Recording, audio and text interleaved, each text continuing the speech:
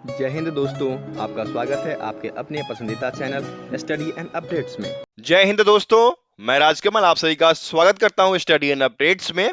और आज के इस वीडियोस में हम लोग अग्निवीर के जीके जीएस का क्लास जो है कंटिन्यू करेंगे। इस वीडियो में आपको 10 प्रश्न पत्र देखने को मिलेंगे जो कि मैं कराऊंगा। एक प्रश्न आपसे पूछूंगा, उसका उत्तर आप कमेंट बॉक्स में कमेंट करेंगे। आखिरी वीडियो में जो दूसरा वीडियो था उसमें मैंने पूछा था कि अशोक चक्र में कितनी तीलियां होती है। How many spokes are on the Ashok चक्र।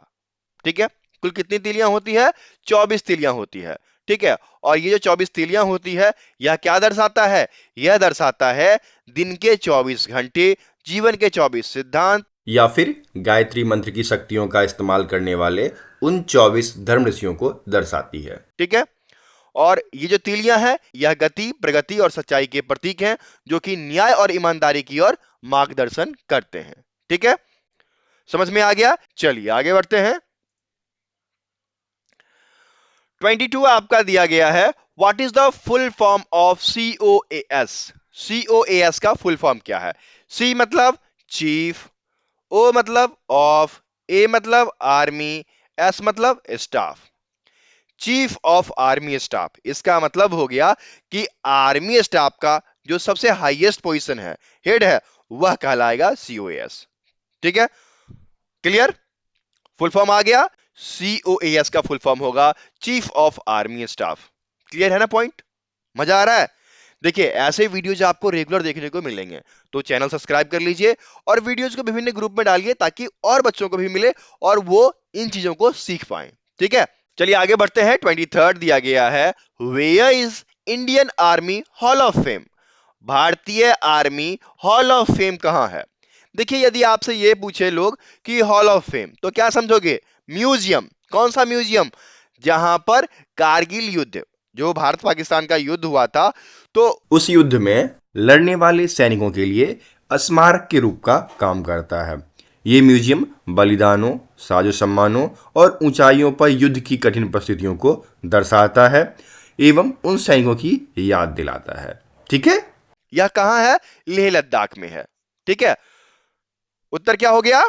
Indian army hall of fame जो है वह लेह लद्दाख में स्थित है। क्या है यह? म्यूजियम है। ठीक है, समझ गए? चलिए आगे बढ़े। 24वां आपको दिया गया है, what is the full form of LOC। आपने कई बार LOC सुना है। LOC का मतलब क्या होता है? Line of control.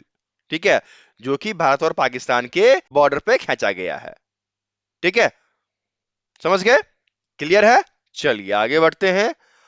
25th क्या है, who is the supreme commander of Indian army. भारतीय सेना का सर्वोच्च कमांडर कौन होता है? तो भारतीय सेना का सर्वोच्च commander president of India, Bharat के राष्ट्रपति हैं। ठीक है, और यदि आपको फ्री PDF या कंटेंट्स पढ़ने हैं, देखने हैं, चीजें नहीं मिल रही है, ढूंढने हैं, तो आप इस वेबसाइट पे चलिएगा www.studyandupdates.com। यहाँ पर बहुत सारे PDF उपलब्ध हैं। सिलेबस की PDF चाहिए, यही मिलेगा आपको। ठीक है, चलिए आगे बढ़ते हैं। 26 आपका दिया गया है, where is the national defence academy located. National defence academy कहां स्थित है?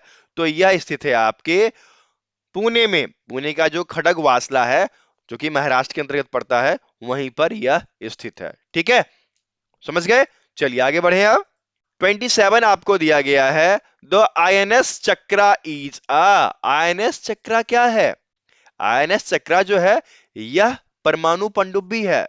ठीक है, और यह जो संचालित किया गया था वह किया गया था इंडियन नेवी के लिए। देखिए यहां पर दिया भी गया है, INS चक्र भारतीय नौसेना द्वारा संचालित एक परमाणु संचालित हमलावर पनडुब्बी है जो भारत की उन्नत पानी के नीचे युद्ध क्षमता को दिखाती है। ठीक है, समझ गए? पॉइंट क्लियर है? चलिए आगे बढ़े। 28वां दिया गया है, which Indian agency is responsible for development of defence technology and weapons. Raksha technology और हथियारों के विकास के लिए भारत की ऐसी कौन सी एजेंसी है जो कि जिम्मेवार है? तो वह है आपका DRDO, जिसका फुल फॉर्म क्या होगा? Defence research and development organisation. याद रखिएगा, इसका फुल फॉर्म भी पूछता है। DRDO का फुल फॉर्म होगा defence research and development organisation. ठीक है, यही जो है भारत के रक्षा टेक्नोलॉजी को अग्रसर करता है। ठीक है, समझ गए?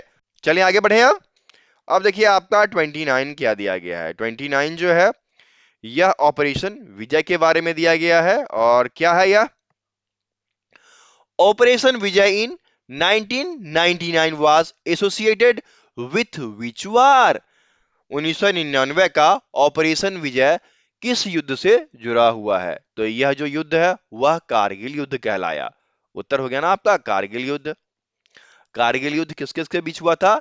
यह हुआ था भारत और पाकिस्तान के बीच। कहां हुआ था? कश्मीर के कारगिल जिले में। ठीक है, समझ गए?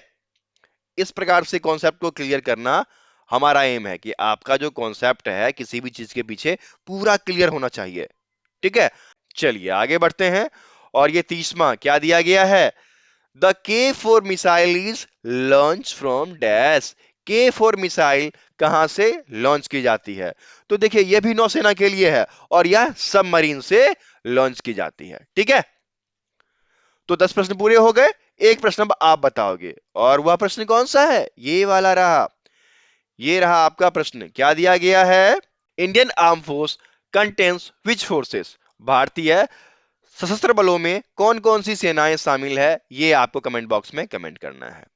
और यदि आपको किसी भी प्रकार का पीडीएफ चाहिए तो हमें व्हाट्सएप कर लीजिएगा। हमारा व्हाट्सएप नंबर है 7979946092। प्रीवियस ईयर प्रश्न पत्र और करंट में जो पूछे जाएंगे, जीके, रीजनिंग, मैथ, साइंस, ये सभी कुछ अवेलेबल है, सब मिल जाएंगे। आप व्हाट्सएप कर लीजिएगा। ठीक है, मिलते हैं फिर अगले वीडियो में। तब तक के लिए जय हिंद, जय भारत।